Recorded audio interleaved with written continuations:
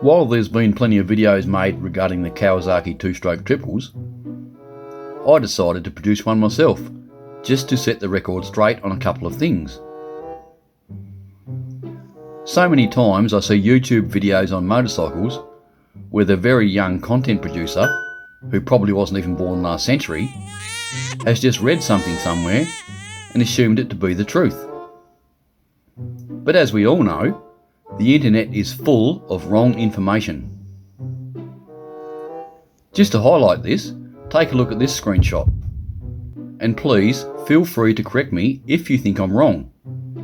But in my experience, a standard 1967 Triumph Bonneville's top speed was just a tad less than 157 miles per hour. What the hell? Nowadays, the Kawasaki H2 750 is quite often referred to as the Widowmaker, because it gained somewhat of a bad reputation for killing people. But just to set the record straight, the actual nickname Widowmaker in fact refers to the whole Kawasaki two-stroke H series, both the H1 500 and the H2 750, meaning the 1969 H1 500 Mark III was in fact the original Widowmaker and not the H2 750, as is quite often incorrectly reported.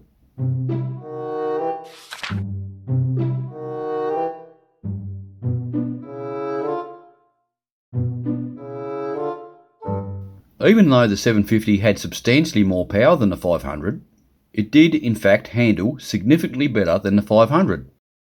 The bike's reputation for being a poor handling motorcycle was much more to do with its terrible rear shockies and its lack of cornering clearance, particularly on the right hand side, because if the mufflers touched the pavement while you're leaning over, this would instantly cause a wobble due to lightening of the rear wheel.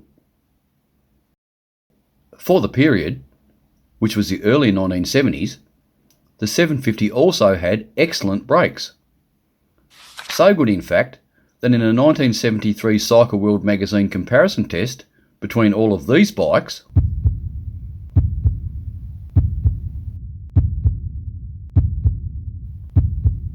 in the braking tests, the H2 750 finished in second place and was only marginally beaten by its stablemate, the Z1 900. Remember too that the 500 triple only had a drum brake up front, and its stopping distance from a speed of 60 miles an hour was 15 feet longer. So in reality, and at that time, the 750 was indeed a much more safer and civilised machine compared to the 500. In their day, both bikes had a lot of horsepower. How much, you might ask? Well, at the crank, the 500 produced 60 horsepower, while the 750 produced 74 horsepower.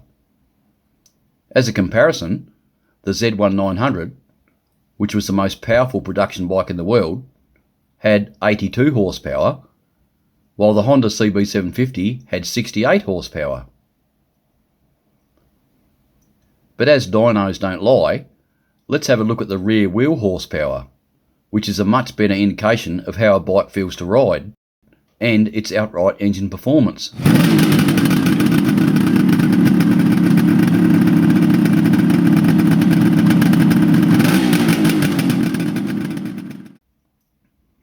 At the rear wheel, the H1 produced 52.2 horsepower, the H2 produced 64.5 horsepower, the Z1 produced 64.2 horsepower, while the CB750 produced only 49.6 horsepower.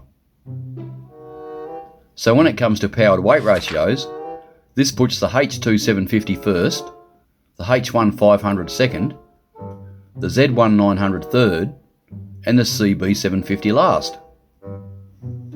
Their absolute best quarter mile times also reflect these power to weight ratios.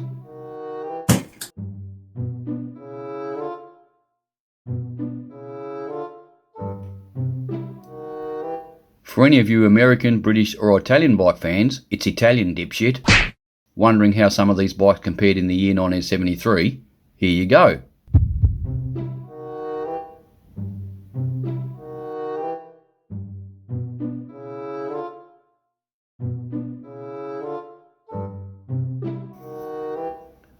Ridden in a reserved manner, both the H1 500 and the H2 750 were actually quite well behaved motorcycles. But twist either bike's throttle too much or too suddenly and things could change very quickly, resulting in the front wheel instantly reaching skywards, creating a very serious problem for any rider who didn't have the necessary skills to control it. And this didn't just happen in first gear either. Both bikes would very easily wheelie in the first 3 gears. In the hands of a skilled rider, back in the day, both machines were the fastest production motorcycles in the world. But with a rider of average skill level on board, they were an accident waiting to happen, a bit like a loaded gun.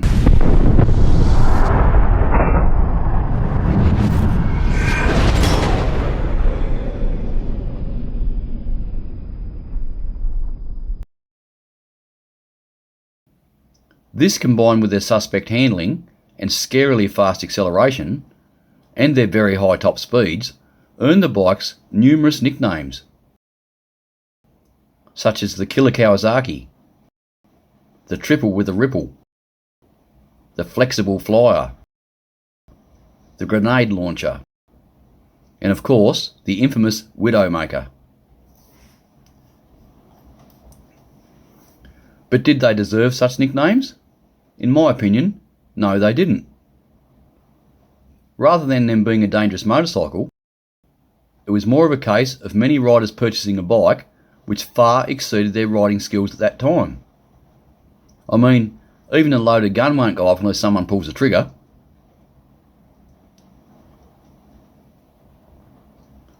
Another good example is a current MotoGP rider. If you were to stick one of these guys on Mick Doohan's 500cc Honda 2-stroke in a race without traction control, which they all have today, they would be lucky to make it around the first corner, because they just don't have the same delicate throttle control which Mick would have had to learn. While they may have been far from perfect, in my opinion, the Quacker Triples were very good motorcycles. But they were not suitable for everyone, and this is why they earned such a bad reputation. Let me know what you think.